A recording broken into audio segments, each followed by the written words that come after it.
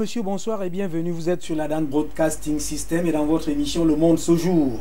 Le monde bouge, l'Afrique aussi. Depuis la mise en examen, la garde à vue de Vincent Bolloré en France, les opinions africaines bougent et parlent énormément. Beaucoup entendent s'engager. Et la question centrale est celle de savoir comment une seule personne a pu caporaliser près de 45 pays et occuper 18 ports en Afrique. Et du coup, la question centrale, celle qui est préoccupante pour tous les Africains, c'est celle de savoir comment sont gérées les souverainetés économiques en Afrique avec le cas Bolloré.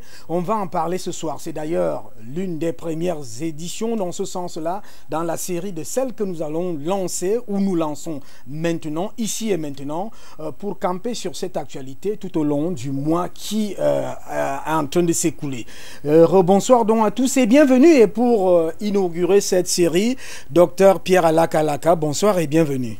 Bonsoir Hubert Etondi, merci de m'avoir associé à cette série d'émissions qui commence aujourd'hui et qui concerne un problème extrêmement important pour l'Afrique et son devenir. Et je crois que je suis d'autant plus heureux d'avoir été sollicité. Merci, on vous a sollicité pour votre expertise. Vous êtes fiscaliste, vous êtes même auteur de beaucoup d'ouvrages, vous êtes panafricaniste, vous avez certainement une hauteur scientifique et intellectuelle de la chose. Vous avez aussi une lecture panafricaniste pour les intérêts africains de cette affaire. Quand vous entendez que Vincent Bolloré a été mis en examen, gardé à vue, ça a été inédit au cours de ces dernières semaines qui viennent s'écouler. Bah oui, inédit pour le commun des mortels, mais logique pour ceux qui regardent l'évolution du monde. Parce que le monde aujourd'hui évolue à partir d'un certain nombre de réseaux qui s'affrontent et qui veulent partitionner le monde, notamment l'Afrique. Je vais vous dire que le problème africain ne date pas d'aujourd'hui. Vous savez, lorsque les Portugais arrivent au Cameroun, par exemple, on nous dit et on nous enseigne dans l'histoire que c'est les Portugais qui ont découvert le Cameroun. Donc le Cameroun n'existait pas. Des gens sont arrivés et ils ont trouvé un pays inhabité et ils ont trouvé, la seule chose qu'ils ont trouvé, c'est des crevettes. Ils ont appelé Rio dos Camaroes et voilà, ils découvrent le Cameroun dont le Cameroun leur appartient.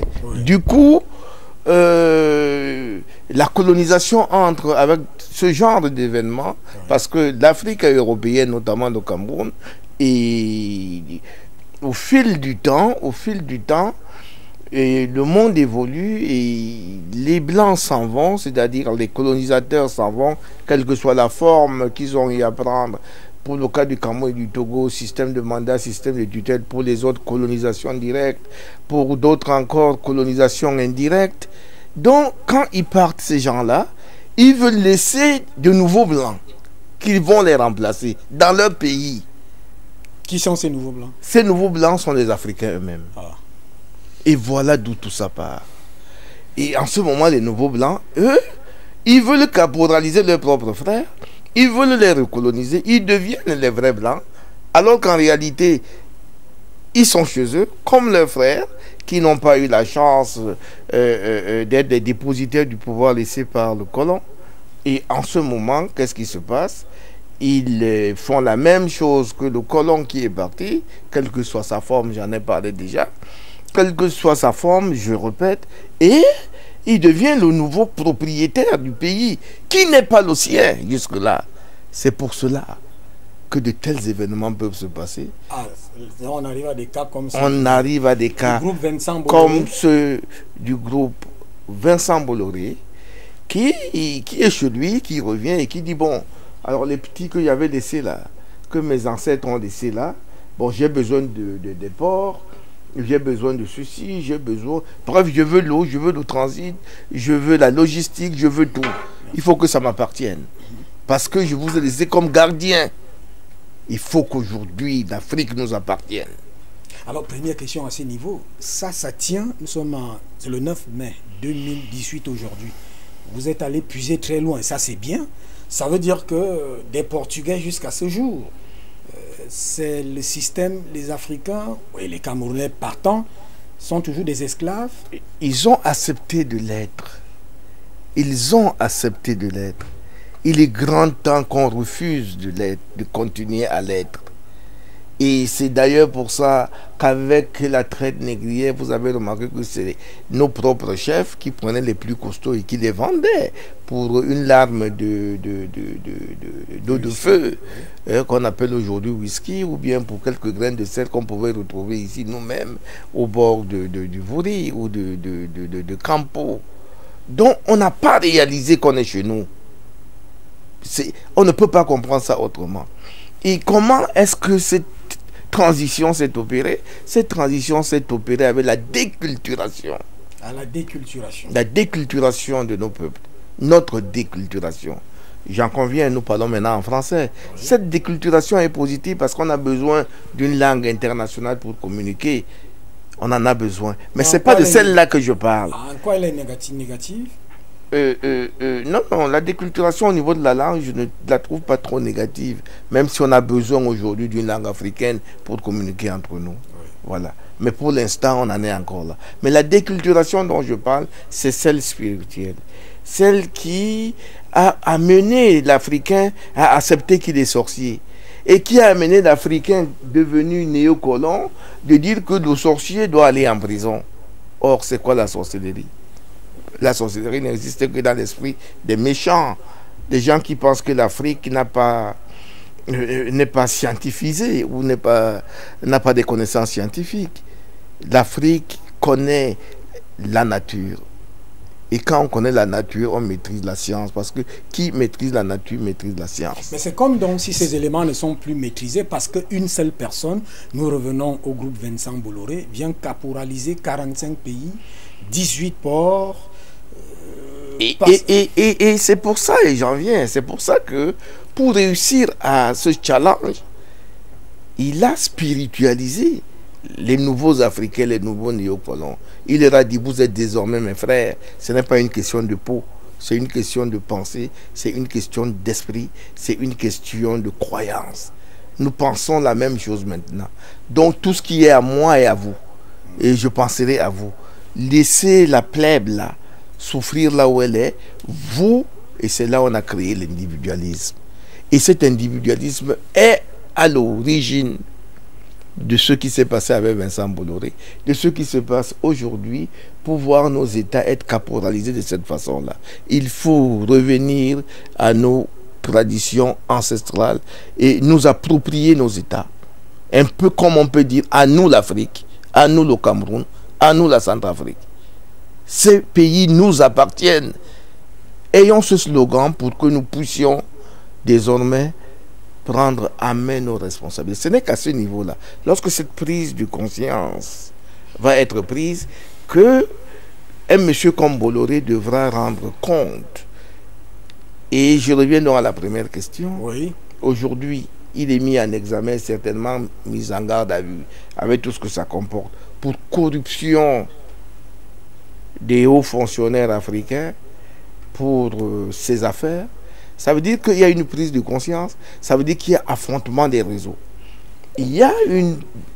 Aujourd'hui, j'ai l'impression, il y a une partie de la communauté mondiale, pas internationale, de la communauté humaine, qui comprend quand même que si nous voulons vivre en paix, l'Afrique doit vivre heureuse.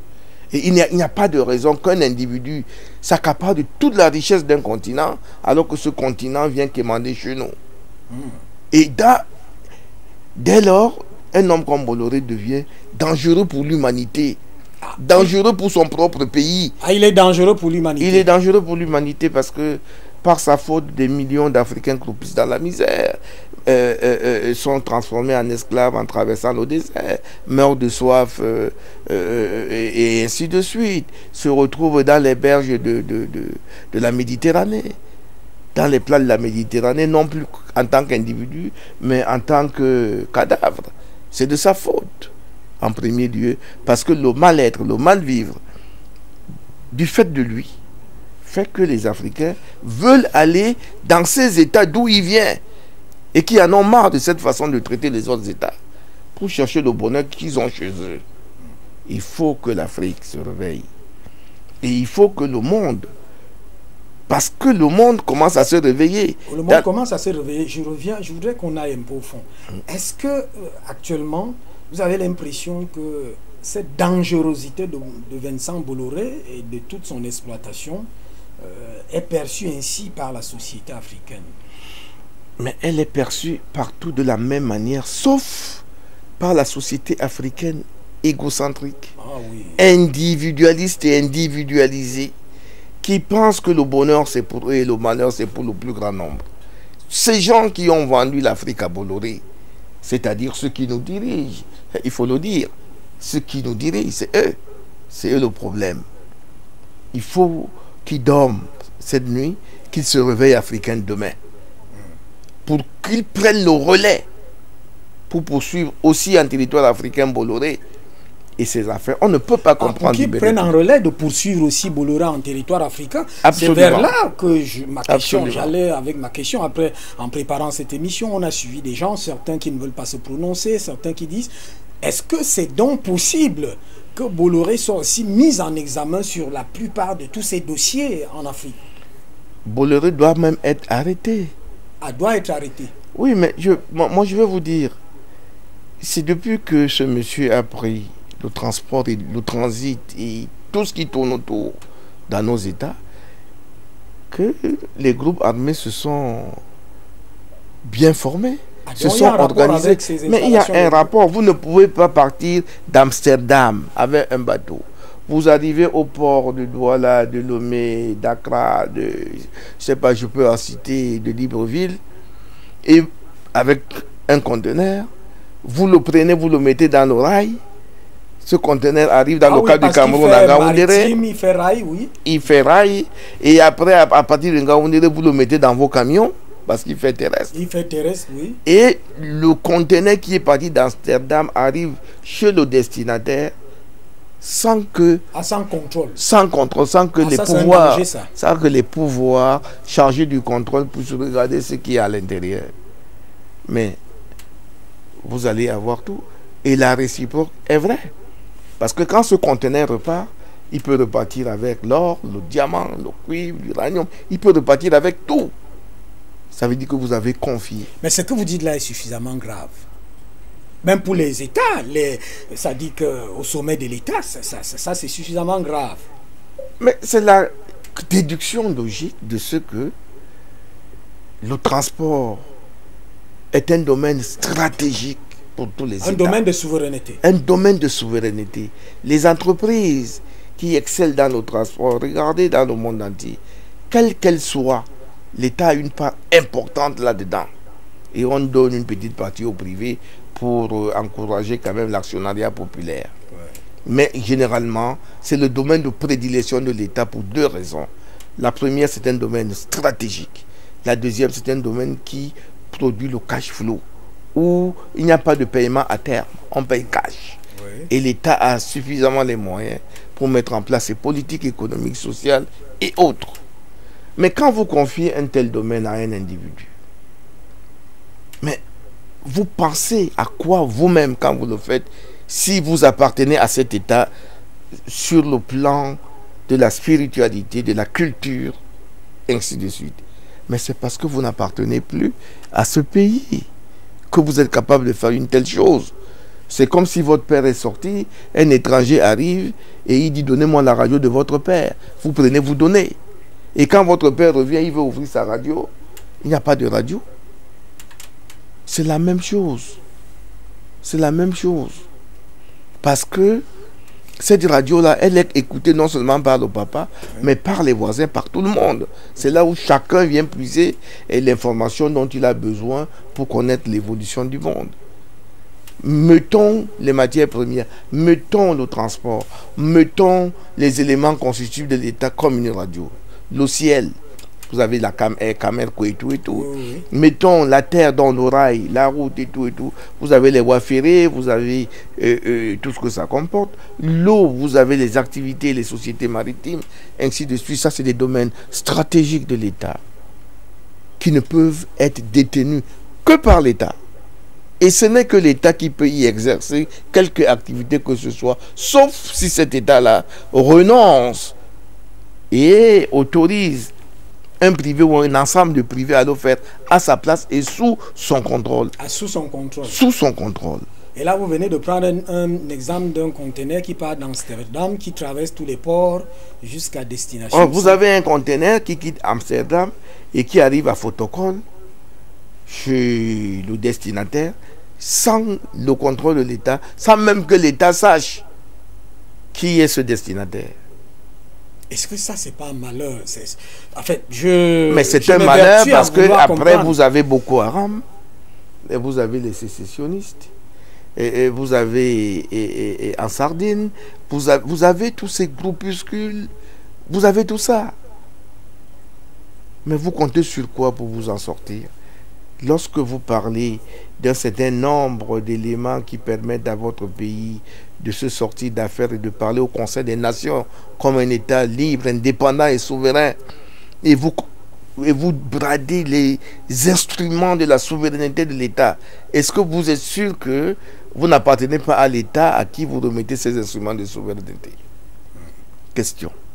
Mais en revanche, oui, en revanche, si vous n'appartenez pas à cet État, vous n'avez pas à le faire. C'est à chacun de tirer ses conclusions. On va certainement vous amener aussi à tirer les conclusions d'un expert, mais on a déjà compris. Les premières conclusions, c'est que Bolloré, c'est pas moi qui le dis, c'est pas d'ailleurs vous qui le dites, vous venez de le démontrer que c'est quelqu'un de dangereux pour l'Afrique, parce que vous venez de démontrer que les choses peuvent circuler partout sans que l'État ait un regard, sans que les États, pas seulement l'État, les États aient un regard.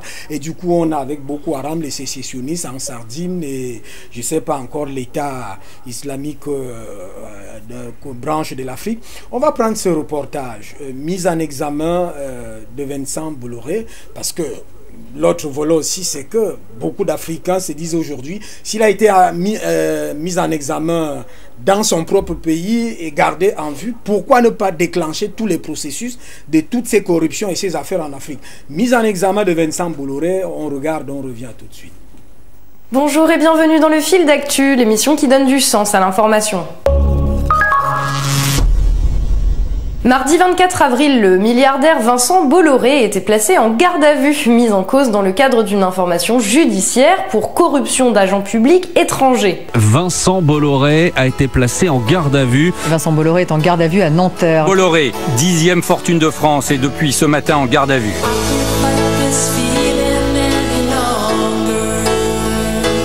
Ce soir, Vincent Bolloré est toujours en garde à vue à Nanterre, dans les locaux de l'Office central de lutte contre la corruption. Avec aujourd'hui un soupçon de corruption d'agents étrangers. Exactement, il n'a manifestement pas convaincu les enquêteurs puisqu'il a été déféré. Déféré devant les juges en vue de sa mise en examen. L'industriel est mis en examen par la justice française. La mise en examen de Vincent Bolloré dans le cadre de ses activités en Afrique, on l'a appris tard hier soir. La tour Bolloré, comme on la surnomme, est perquisitionnée. Ce sont des soupçons de corruption qui pèsent sur l'industriel. Son porte-parole a publié ce soir un communiqué, je le cite, Monsieur Vincent Bolloré, qui reste présumé innocent, pourra enfin avoir accès à ce dossier dont il n'a jamais eu connaissance et répondre à ces accusations infondées. Les magistrats le soupçonnent d'avoir favorisé l'élection de dirigeants africains en échange de la concession de terminaux portuaires, faisant ainsi passer ses intérêts personnels devant ceux de nations entières. On ne présente plus le très médiatique homme d'affaires Vincent Bolloré, à la tête d'un vaste empire comprenant des entreprises de transport, de papier, de plastique, d'huile de palme, mais aussi de communication, de publicité ou de médias. Vincent Bolloré s'était fait connaître au grand public en prenant la tête de Canal+ en 2015. Sa volonté supposée de contrôler l'information avait alors généré de vives polémiques. Depuis, le businessman a régulièrement défrayé la chronique en attaquant systématiquement en justice les journalistes et ONG mettant le nez dans ses affaires et en exigeant en compensation des sommes particulièrement élevées. En 2016, c'est France Télévisions qui avait fait les frais d'un tel procès suite à un reportage sur les conditions de travail dans une plantation d'huile de palme camerounaise dont Bolloré était actionnaire minoritaire. 50 millions d'euros, c'est la somme que réclame Vincent Bolloré à France 2 suite à la rediffusion d'un numéro de complément d'enquête jeudi soir. Capoel, il a 14 ans. Bonjour. C'est le plus jeune. C'est ton matériel ou on te l'a donné? Toutes les protections là, c'est... on aura une gars. Non, c'est moi qui ai acheté. Je sais pas si vous avez vu complément d'enquête. Le moment le plus important de celui qui fait pleurer les chaumières, on voit un type sur un tracteur, il a un gant troué, et il dit, voyez, ça, monsieur Bolloré, il veut pas me donner le gant. Et on a aussi une troisième plainte au Cameroun pour diffamation, et cette fois-ci, diffamation au Cameroun, c'est 6 mois de prison ferme, c'est-à-dire que Delphine Ernotte, ma PDG, Nicolas Poincaré, présentateur de complément d'enquête à l'époque, et moi-même, nous encourons tous les trois la 6 mois de prison ferme au Cameroun, donc c'est pour avoir simplement dit des choses qui sont vérifiées, recoupées, établies. Car s'il y a une chose que Vincent Bolloré n'aime pas voir évoquée publiquement, ce sont ces affaires africaines qui représentaient pourtant 2,5 milliards d'euros de chiffre d'affaires en 2017. Bolloré contrôle et exploite notamment énormément d'infrastructures africaines, à commencer par des voies de chemin de fer et des ports. L'entreprise Bolloré Africa Logistics détient ainsi les concessions des terminaux à conteneurs de 16 ports sur le sol africain, ce qui lui permet de contrôler une part extrêmement importante du transport de marchandises sur le continent et d'en tirer des bénéfices substantiels. Et l'on en vient à l'affaire qui nous intéresse, puisqu'il serait possible que 2 concessions portuaires aient été attribuées à Bolloré de manière très irrégulière.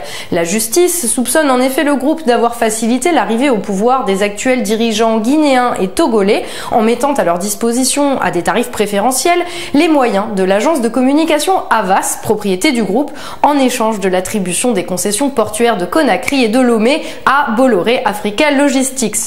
Une explication possible au fait que quelques mois à peine après son élection, le président guinéen Alpha Condé ait brutalement rompu le contrat de son pays avec Necotrans, l'entreprise qui gérait le port de Conakry, pour en confier la concession à Bolloré. Un autre Français, Necotrans, qui 2 ans plus tôt avait remporté l'appel d'offres contre Bolloré, est expulsé par l'armée. Bien sûr, c'est à la justice de dire s'il y a eu ou non corruption. Si cela s'avérait vrai, cela voudrait dire que des industriels français peuvent, pour leur profit personnel, placer à la tête de nations supposées souveraines des hommes de paille pillant sans vergogne leur propre peuple. Rappelons que la Guinée est considérée comme l'un des pays les plus corrompus de la planète. On est vraiment en droit de penser aujourd'hui que le président guinéen est entouré par une sorte de mafia qui a pris réellement vocation et systématiquement vocation à piller l'économie guinéenne. Le gouvernement guinéen conteste. Son porte-parole affirme que la concession portuaire de Conakry a été accordée dans le strict respect des lois.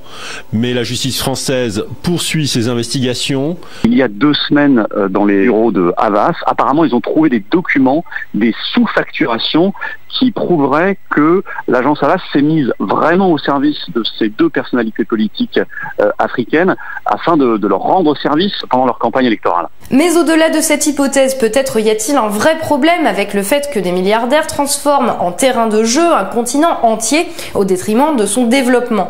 Comment des nations pourraient se développer normalement alors que chaque mouvement de marchandises est soumis à une taxe privée imposée par un homme d'affaires étranger? En agissant comme il le fait, Vincent Bolloré n'a-t-il pas une part de responsabilité dans l'exode d'une partie de la jeunesse africaine vers l'Europe? Peut-être serait-il temps d'envisager le commerce international autrement que comme un pillage systématique, dommageable pour tout le monde, excepté pour une poignée de parasites qui ne savent déjà plus quoi faire de leur argent.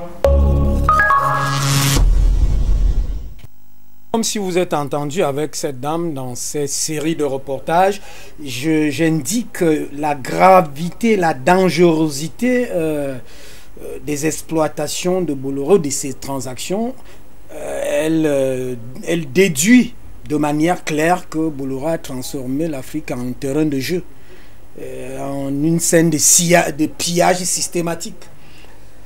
Et c'est dommage, c'est dommage. Vous voyez comment les autres ils sont respectueux de notre bien-être. Ils sont inquiets de notre bien-être. Et nous-mêmes, nous n'en prenons pas conscience. Je ne suis pas sûr qu'une... Qu'est-ce qui fait qu'on soit aussi endormi, ou que l'Afrique soit aussi endormie, sans vouloir prendre le parti de l'Afrique? Je suis quand même ici, journaliste, ça c'est clair, je veux garder ma... Qu'est-ce qui fait cette dormitude? Je ne sais pas si... Mais il y a 2 Afriques, hein? Oui. Il y a 2 Afriques. L'Afrique néocolon et l'Afrique, Afrique. Et l'Afrique, j'appartiens à celle-là. Je ne suis pas endormi. Et la preuve, j'essaie de donner mon point de vue. Par rapport aux éléments portés à ma connaissance, Et par rapport à celle que je peux déduire moi-même de par un certain nombre d'analyses, l'impressionnisme m'aide souvent, c'est-à-dire les faisceaux d'indices qui me permettent de tirer mes conclusions après l'observation des faits. Je suis obligé de conclure exactement comme cette journaliste pour dire que l'Afrique est pillée par le fait de ses propres dirigeants. Elle a dit un pillage systématique, un parce pillage que systématique. Les mots ont leur sens ici. Bien entendu. Et ça, elle est même revenue dans ce que vous avez dit au départ, que la grande population est obligée de chercher la voie de l'exil. Oui. Absolument. Absolument. Et lorsque vous voyez les conflits que nous connaissons aujourd'hui, en réalité, c'est les conflits de bien-être, d'une part. Et d'autre part, parce que les gens vont à la recherche du bien-être que leur refusent leurs dirigeants néocolonisés, eh bien, eux, ils accentuent ces conflits pour amener ces gens à la boucler. C'est pour ça qu'il y a deux causes de crise. Des causes de crise interne et des causes de crise externe. Par des gens, les agissements, par des gens comme M. Bolloré. Ça, c'est d'une évidence, même l'aveugle, même le sourd, il voit et il entend. Alors, il y a deux autres choses sur lesquelles je voudrais qu'on s'arrête sur le reportage, les séries de reportages de tout à l'heure. La première, c'est le journaliste Colombade qui dit qu'ils sont poursuivis pour des choses établies et même identifiées. Oui, mais parce que justement, dans nos États... Comment se peut-il que les choses qui sont justifiées, établies, au Cameroun, au Togo, un peu partout en Afrique, et qui sont des faits commis par Bolloré, des Africains aient été poursuivis en France pour cela? Mais c'est la relation entre le pouvoir et l'argent d'une part, et l'argent et la justice d'autre part. On ne peut pas comprendre ça autrement. Et du coup, les relations qu'il y a entre le pouvoir et la justice, si on veut faire la transitivité mathématique, c'est de ça qu'il s'agit effectivement, dans la mesure où des journalistes ont fait leur travail ici à Djombe. Tout le monde sait ce qui se passe ici, au sud-ouest, avec les entreprises qui ont été données gratuitement à Bolloré. Des gens travaillent pour 1000 francs par jour, c'est connu. Et 1000 francs par jour, il ne faut pas avoir une minute de retard. Sinon, ça descend à 500. Parce qu'une minute vaut une demi-journée.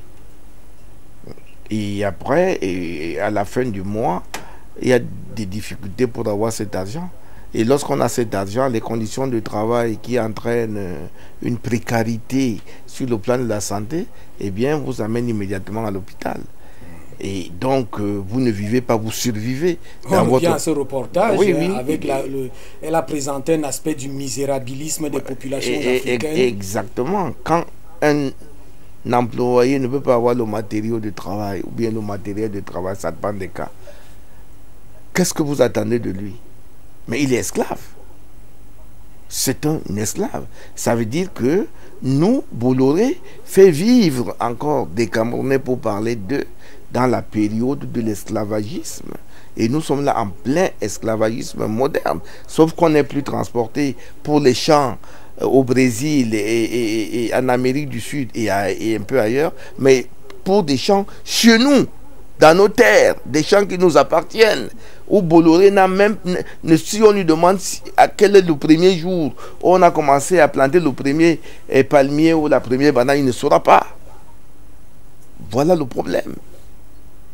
Et donc, la mise en examen en France est tout à fait justifiée. Oui. Et il faut que les États prennent le pas. Donc, les États africains doivent prendre le relais. Ils doivent prendre le relais. Sinon, ils le regretteront. Vous savez, l'histoire ne s'arrête pas.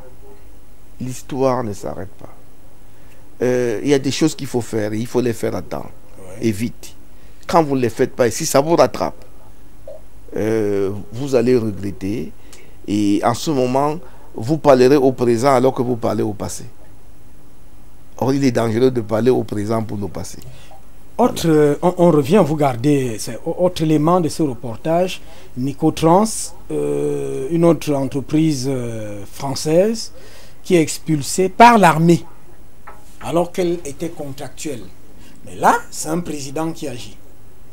Mais c'est les abus de pouvoir. c'est les problèmes d'application de la loi. Nous sommes justement en Guinée-Conakry. En Guinée-Conakry, c'est-à-dire il y a un sérieux problème d'application de la loi. Parce que la loi, elle doit s'appliquer de manière indifférente. Vous ne pouvez pas être un État qui a passé un contrat, il y a un principe de continuité du service public, qui a passé un contrat avec une entreprise. On ne vous a pas obligé. Mais si vous voulez résilier le contrat, il y a des règles pour prendre l'acte contraire. Ce n'est pas avec les armes. Si vous prenez les armes, ça veut dire qu'il y a là un délit de... On sent la complicité. On sent tout de suite que ce n'est plus normal. On sent que vous voulez retirer par la force quelque chose qui appartient de droit à une autre personne pour donner de force à votre protégé. Il n'y a pas meilleure preuve que celle-là, hein, pour que vous-même vous soyez le complice de Bolloré. Dans le cadre, la personne qui procède par l'expulsion, là, armée en principe. Armée, la personne qui a donné cet ordre doit être convoquée en France aux côtés de Bolloré comme son complice. Et il doit subir le même traitement en tant que complice. Alors, on revient, on va prendre un autre élément parce que nous sommes justement aussi engagés dans cette série à des enquêtes parce qu'il faut prendre toutes les opinions, société civile, partis politiques et autres. On a cet élément qui a fait parler beaucoup de lui sur la toile parce que beaucoup de personnes qu'on rencontre ne veulent pas parler ouvertement. Mais on va suivre cet élément du Cameroun, un Camerounais, qui résume un peu comme ça les sentiments de la plupart des Africains concernés dans cette affaire. On le prend, on revient tout de suite. Bolloré, c'est qui, non? C'est les Français. C'est le gouvernement français qui les monte pour venir piller les Africains. Je prends l'exemple sur sa bananerie. Il paye un employé de bananerie à combien? À 1000 francs la journée. Et quand tu manques un jour, on te coupe 3000. Et il s'en va faire de fortune là-bas chez eux. Lapiro avait raison de couper tous ces bananes. Hein. Il y a encore des mercenaires derrière. Le port, il prend tout. Que vont faire les Camerounais? Quand vous avez certains chefs d'État qui acceptent tout, c'est pas tout le monde qui peut accepter. J'ai pas peur que vous me filmez. Je dis ce qui ressort de mon corps. Quand vous voyez un monsieur comme ça qui vient s'installer en Afrique, le bois c'est lui, les bananes c'est lui, le porc c'est lui, machin truc. Que font les Camerounais? Voient les licenciés sur les motos. Voient les licenciés sur les motos. Qu'est-ce que Bolloré représente au Cameroun? C'est un monsieur que je lui ai jamais rencontré face à face. J'aurais fini avec lui, on me finit, et puis mes frères restent vivre. C'est moi, Momo, qui dit ça. Ça, c'est terrible. Hein? Vous me demandez ce que représente Bolloré au Cameroun. Hein? C'est les fesses de sa maman qu'il est venu ici faire. Il amasse tout cet argent-là, c'est pour les Français. Et vous ignorez que c'est les Français qui montent les Boko Haram en brousse. C'est les Français qui les donnent les munitions. C'est les Français qui veulent déstabiliser le Cameroun. Vous me demandez ce que Bolloré? Montrez-moi Bolloré là, s'il vit encore aujourd'hui. C'est un gros bandit. Vous parlez quoi de Bolloré? Je dis, je répète. Vous avez vu comment Lapiro a eu pitié de ses frères. Il a vu comment ces gars souffrent dans les bananeries, sans bottes, sans machin, truc, rien que les machettes. Ils dorment dans quoi? Pour avoir un salaire. Ils ont tué qui? Pour mériter ce salaire-là. Pour ces bananeries qui montent. Moi, j'étais en Europe. Tu sais, ceux qui dînent chez eux à midi et font le dessert avec les bananes, ce sont des riches. Je dis, 5 doigts de banane coûtent 1 € en France et tu ne trouves même pas. Vous me parlez de Bolloré aujourd'hui. Bolloré, le porc c'est lui, machin truc c'est lui. On attend, non? Ils attendent qu'ils continuent à tuer mes frères comme ils montaient les Boko Haram là. Je vais voir si on ne va pas incendier ces affaires ici un jour. C'est moi qui dis. Je n'ai pas peur de quelque chose ici dehors. Hein?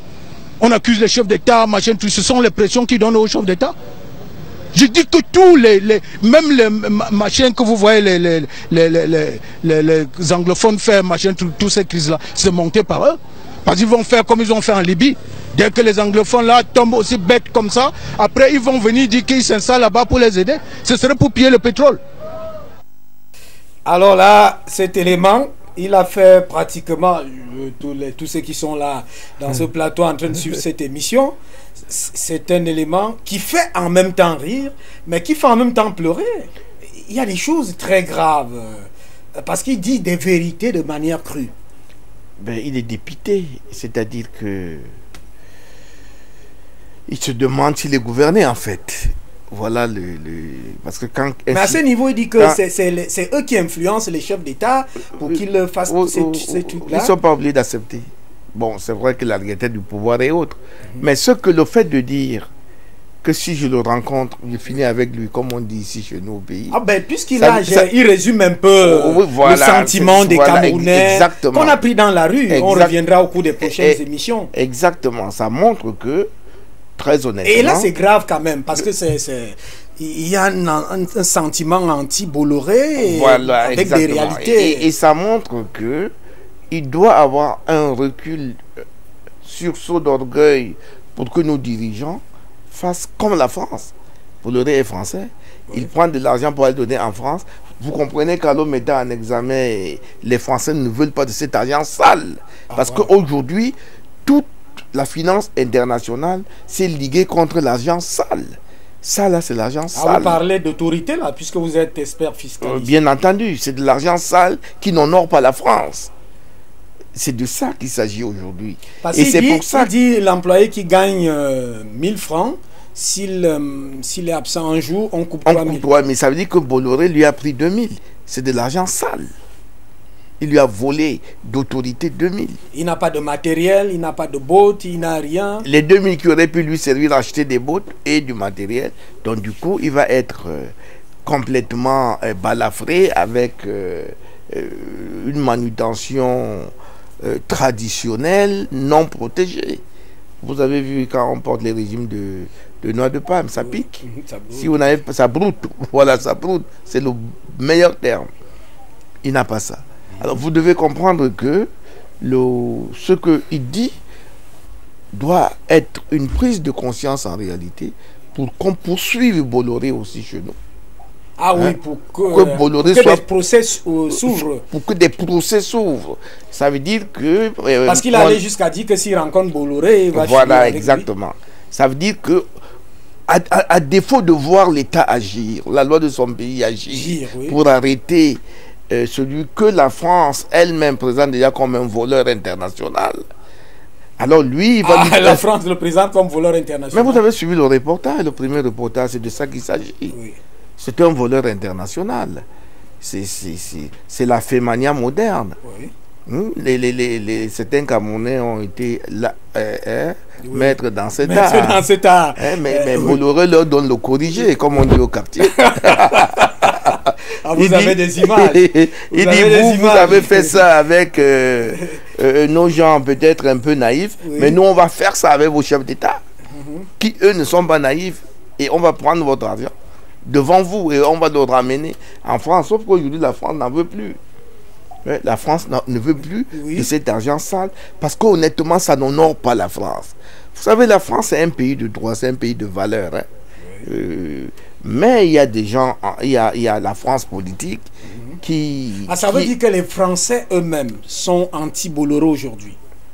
Mais la preuve, le juge, vous savez, le juge agit au nom du peuple. Oui, tout à fait. Regardez toutes les décisions que les justices rendent, les magistrats rendent, c'est au nom du peuple. Au nom du peuple camerounais, au nom du peuple français. Donc ils agissent au nom du peuple. Ça veut dire donc que si Bolloré a été interpellé, ça veut dire que le peuple français est contre les agissements de Bolloré en Afrique. Là, le premier reportage le démontre la Suède, puisqu'il y a des termes très forts là, qu'un individu a transformé un continent en terrain de jeu. En terrain de jeu, voilà. En terrain de jeu. Où il fait le tricard, tu prends ça, tu gagnes, tu tires ça, tu perds. Et on perd toujours. Et lui gagne toujours. Vous savez, les gars des tricards là, c'est Bolloré, il fait ça. C'est la même chose. Et ça, les Français n'en veulent pas. Les Français, c'est un peuple... Je parle des Français. J'ai beaucoup d'amis français. C'est des gens qui sont certes hypocrites, mais qui sont fiers de leur pays, qui aiment leur pays, qui voudraient qu'on parle de leur pays en bien. C'est pour ça qu'ils n'hésitent pas si vous avez du talent, ils vous font français pour l'honneur de la France. Vous comprenez? Même si on peut regretter que après la victoire, De Gaulle ait demandé aux tirailleurs congolais, africains et autres de se déshabiller au profit des novices français pour qu'ils défilent aux Champs-Élysées, qu'on ne dise pas que c'est les Noirs qui ont sauvé la France, même si on peut regretter cet événement historique, les Français restent quand même des gens d'honneur. Donc avoir un bandit qui malparle par ses agissements internationaux sur le plan financier de la France, ça peut gêner. Il faut donc arrêter ça. Et moi, je crois que c'est de ça qu'il s'agit.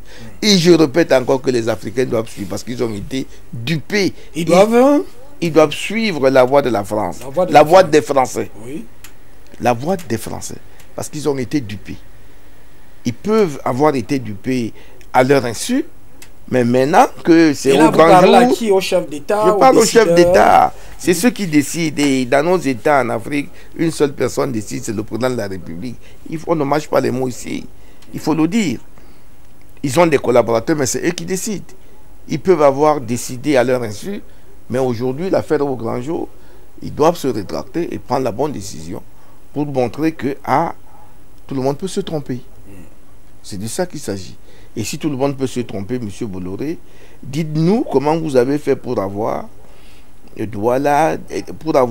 tout le transport maritime, toute la logistique, tout le transport ferroviaire, tout le transport routier, et que les Cameroun, toute la manutention, bref, tout ce qui tourne au transport, oui, dans un pays comme le Cameroun. Et vous êtes même allé jusqu'à avoir encore le port de Kribi où vous n'avez même pas...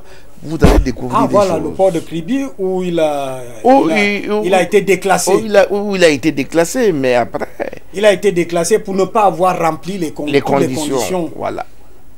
Et celui qui avait les faveurs, c'est le numéro 1 mondial dans le domaine. La Hollande en principe. Et donc, on arrive à ça et on lui pose la question.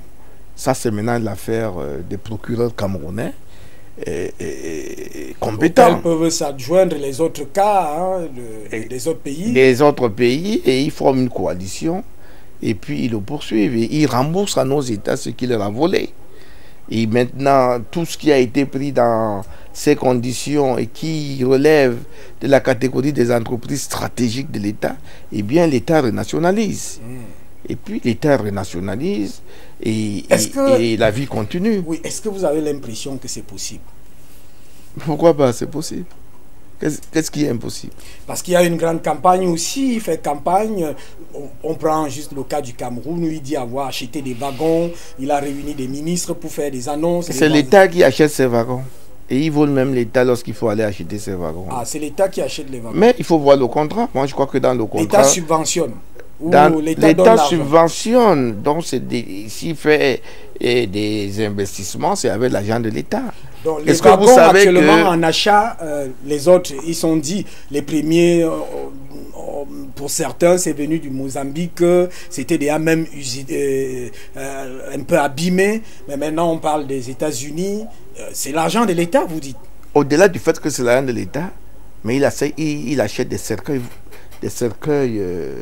pour le peuple camerounais. On a vu à Ezeka, rien que l'événement d'Ezeka devait déjà le mettre en prison ici à Nouvelle ou à Konangui, rien que Ezeka, parce que c'est lui le responsable, c'est lui qui a acheté ces faux wagons, puisqu'il se dit, ils se vendent d'acheter les wagons. Les wagons. Comme actuellement. Comme actuellement. Si c'est donc lui, voilà. Ceux-là sont venus avec une forte campagne. Voilà, si c'est donc lui qui achète les wagons, c'est que les wagons et tout le matériel qui était incompatible, selon les experts, qui a fait ce déraillement des Zeka où plus de 1000 Camerounais sont morts, selon les habitants des Zeka, j'y vais tout le temps. Il y avait des cadavres partout, on ne peut pas dire que c'était seulement moins de 100.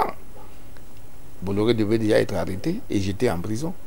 Parce qu'il a acheté des cercueils pour le peuple camerounais. Voilà. Et surtout qu'il semblerait, et je n'ai pas les preuves, je n'appartiens pas au réseau dirigeant, j'appartiens au réseau scientifique de mon pays. Oui. Je suis même convaincu que pour le transport des hommes, Bolloré a dit qu'il ne fait pas ça.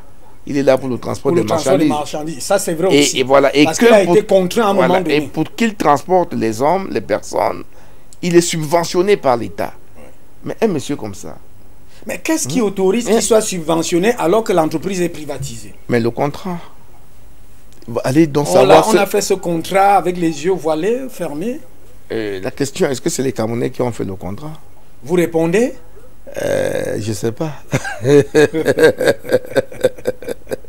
On va prendre notre reportage, toujours de ce célèbre Vincent Bolloré. En tout cas, tout est établi là. Et voilà ce que la journaliste française dit, c'est il a transformé un continent en un terrain de jeu. Ça rejoint ce que vous dites, que c'est quelqu'un qui peut s'appeler régulièrement un mafia, un bandit.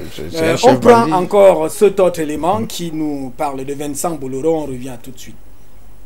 L'actualité, Vincent Bolloré est en garde à vue à Nanterre. L'homme d'affaires est auditionné dans le cadre d'une enquête sur des soupçons de corruption visant l'obtention de concessions en Afrique. La justice soupçonne des dirigeants du groupe Bolloré d'avoir utilisé l'agence de communication Havas, alors filiale du groupe, pour faciliter l'arrivée au pouvoir de dirigeants africains au Togo et en Guinée-Conakry afin d'obtenir en contrepartie des concessions portuaires.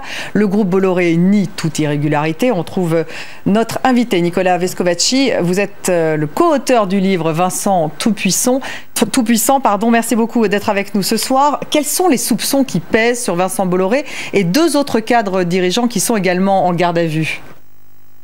Oui, bonsoir. Écoutez, ce sont des soupçons qui remontent aux années 2010, puisque en 2010, la filiale de communication Havas, qui appartient au groupe Bolloré, a aidé à la campagne présidentielle de deux hommes politiques majeurs sur le continent africain. Il s'agit en Guinée-Conakry d'Alpha Condé, opposant célèbre qui est devenu président de la République, et au Togo, il s'agit de Faure Gnassingbé, le fils du président Eyadema, qui lui a été réélu en 2010. Et les deux présidents ont été aidés par un communicant du groupe Havas qui a fait une partie de leur campagne. Et donc, ce que soupçonnent les enquêteurs, c'est que M. Bolloré ait mis Havas au service de ses présidents de la République pour essayer d'obtenir des concessions portuaires. Et on parle du port là de Conakry et du port de Lomé au Togo. C'est donc une histoire ancienne, comme vous le rappelez. Pourquoi ressurgit-elle maintenant ? En fait, c'est une plainte qui a été déposée par le meilleur ennemi de Vincent Bolloré en 2013, qui a été instruite d'abord dans le cadre d'une enquête préliminaire, puis d'une information judiciaire qui a été ouverte en novembre 2013 pour des faits présumés de corruption d'agents publics étrangers et de trafic d'influence. Les policiers ont fait deux perquisitions, une en avril 2016 à la Tour Bolloré et il y a 2 semaines dans les bureaux de Havas. Apparemment, ils ont trouvé des documents, des sous-facturations qui prouveraient que l'agence Havas s'est mise vraiment au service de ces deux personnalités politiques africaines afin de leur rendre service pendant leur campagne électorale. Alors le groupe nie toute irrégularité. Il est présent, il faut le rappeler, dans 46 pays d'Afrique. Il emploie 25 000 personnes. C'est vraiment un poids lourd en Afrique. Alors c'est un poids lourd politique et c'est un poids lourd effectivement économique. Le groupe Bolloré en Afrique, c'est à peu près 2,5 milliards de chiffre d'affaires. Ça correspond à peu près à 25% du chiffre d'affaires de son groupe. Il est présent, vous l'avez dit, dans 46 pays. Il détient une quinzaine de concessions portuaires dans des pays stratégiques africains comme la Côte d'Ivoire, le Cameroun, le Togo. Évidemment, la parole de M. Bolloré compte et il a de très très bons amis président de la République, évidemment la Guinée, mais aussi au Cameroun. On pense à Paul Biya, qui est l'un de ses soutiens dans cette région. Il pourrait être mis en examen ? Alors, la mise en examen est une option que doit se réserver le juge Tourner, qui instruit cette affaire. S'il y avait mise en examen, ce serait vraiment dévastateur pour l'image du patron breton, à la fois en France, où il a été pendant 2 ans à la tête de Vivendi, un groupe de communication, mais aussi en Afrique, où Vincent Bolloré serait peut-être un tout petit peu moins tout puissant. Merci beaucoup Nicolas Vescovaci d'avoir été avec nous ce soir, co-auteur de Vincent Tout-Puissant. Alors, finalement, ce que dit Vincent, il a été mis en examen, ça veut dire que son image est aujourd'hui désastreuse. Ça veut dire que si on continue et qu'il soit condamné, ce serait la fin de Bolloré. C'est ça que ça veut dire. Et ça veut dire que si en France, il subit ce sort, l'Afrique n'aura plus de raison de penser qu'en Afrique, il a été un gentil bonhomme. Alors, 46 pays, hein, 18, près de plus d'une quinzaine de concessions, 25 000 employés, même s'ils sont dans des conditions qu'on a vues là, de précarité, 2,5 milliards de chiffre d'affaires. Tout cela, ça peut être les nationaux, comment comprendre tout cela? Je ne lis pas ça comme ça. Je ne lis pas ça comme ça, parce que Bolloré n'a construit aucun port en Afrique. Ah, il n'a construit aucun port en Afrique. Ah, donc c'est des constructions africaines. Les 25 000 employés existaient avant l'arrivée de Bolloré et peuvent continuer à exister si Bolloré est chassé. Donc c'est pas lui. Tout ça existait avant. On lui a donné la concession pour gérer le patrimoine de l'Afrique en matière portuaire. Et de manière irrégulière. Hein, et de manière irrégulière. Parce que le cas du port autonome de Douala, il est toujours là. La lecture qui me plaît là, c'est les milliards qu'il engrange gratuitement. Gratuitement. Oui. Un cadeau. C'est gratuit qu'on lui a donné. Parce que il y a des Camerounais capables de gérer ce port. Ah, il y a des Camerounais capables. Des Africains capables de gérer leur port. Puisque les ports étaient gérés par les nationaux avant. C'était des compagnies nationales. C'était le patrimoine national. Le Cameroun avait Camship. Le Cameroun avait des sociétés. Vous prenez le retour aux nationaux. Mais je parle de nationalisation. Il faut renationaliser, il faut reprendre tout ça et rembourser. Encore que quel est le capital que Bolloré a apporté? On lui rembourse. Ah oui, il y a aussi cette question de capital. Parfois, dans certaines concessions, il n'apportait rien. Il n'apportait rien du tout. C'était des cadeaux. Concession du port autonome de Douala, environ pas plus de 200 000, parce que c'est dit par Dupuis Dubois, qui est son contradicteur jusqu'à présent dans cette affaire. Exactement. Alors, on lui rembourse tout ça. Et même quand on va le poursuivre en justice, il n'y aura plus lieu à remboursement parce que c'est lui qui devrait payer des dommages et intérêts aux États africains. Hein? L'Afrique peut se lever dans ce sens-là. 46 pays, 46 pays. L'Afrique peut se lever. Les Africains, enlevons l'Afrique. Les Africains peuvent se lever comme les Français. Ah, les Africains peuvent se lever. Tous ces gens que vous voyez parler là, ce sont des Français. Les Africains peuvent se lever et pousser maintenant. Comme le Camerounais qu'on a suivi tout à l'heure. Il a donné son nom, son identité. Voilà, les Camerounais, les Africains peuvent se lever et dire basta. Voilà comment ce problème peut être résolu. Et il ne faut pas qu'on en arrive là, parce que nos chefs d'État encore peuvent autoriser à la justice de faire leur travail et que Bolloré s'explique. S'il a agi en bonne intelligence avec des gens, eh bien, la justice... Mais certains sont sur le pied de ce qu'il faut le chasser. D'autres, bon, vous parlez de justice. Moi, je pense que dans un État où il y a une justice, où il y a des lois, où il y a eu des contrats qui ont été signés, eh bien, il faut prendre les actes contraires comme le prévoit la loi. C'est pour ça que tout à l'heure, lorsqu'on parlait des fusils pour chasser l'ancien dans un pays, j'ai dit ça ne m'a pas, ça ne m'a pas intéressé. Bolloré a signé des concessions, je ne sais pas trop quoi. La manière avec laquelle on lui a donné, qu'on reprenne de la même manière. Et que maintenant, qu'ils rendent des comptes. Avec des nationaux. Avec des nationaux qui rendent des comptes. Et que qu'on nationalise, on lui rembourse s'il a raison, sinon il nous paye des dommages et intérêts. Et puis après, rembourser, puisque vous dites quelque part, cet argent, ces milliards, c'est donné gratuit. C'est donné gratuit, il peut rembourser. Parce qu'on lui a donné gratuit, il peut rembourser. Quand ça prend une tournure, quand les Français n'en veulent pas, ils disent, en fait, ce qui se passe en France, c'est qu'on dit à Bolloré, ton argent, c'est de l'argent sale. Oui. C'est 25% de ton chiffre d'affaires de tes affaires qui est sale. Et nous, on n'en veut pas parce qu'on combat aujourd'hui la criminalité financière internationale. On n'en veut pas. Ne viens pas nous salir, ne viens pas écorner l'image de la grande France. Vous savez, les Français aiment bien les pays, pas de la grande France. Et je les félicite. Il est temps que nous aussi, nous commençons à parler du grand Cameroun. Alors, du grand Togo, de la grande Côte d'Ivoire. Pourquoi nous on ne le ferait pas? Ils ne nous ont pas interdit de le faire. Voilà. Alors, on va achever cette émission avec, comme on inaugure cette série, il y a une surprise. On inaugure cela aujourd'hui. c'est que en Afrique quand même, on devrait, pour parler de grand Cameroun, de grand Togo, de grande Guinée, de grande Côte d'Ivoire, on devrait quand même avoir des gardiens. Et vous allez recevoir, vous inaugurez cela aujourd'hui, vous allez recevoir un cadeau, ce sera traditionnel au cours de ces émissions. Ce cadeau-là, on l'appelle le masque des trois mondes, c'est-à-dire un masque qui vous permet d'être comme le gardien, celui qui observe la cité et tout ce qui peut arriver. Vous venez de nous dire là que, en principe, il faut liquider l'affaire Bolloré. Je ne sais pas si ce sera entendu ainsi, et que en réalité, si on laisse faire, on pourra être rattrapé. L'Afrique pourra être rattrapée, les Africains. Alors, c'est ce masque-là ici. Je crois que vous le recevez pas à mon nom, mais au nom du promoteur de cette chaîne. Parce qu'ici, nous sommes dans la promotion des valeurs culturelles africaines, de l'image africaine, mais ouverte aussi au monde.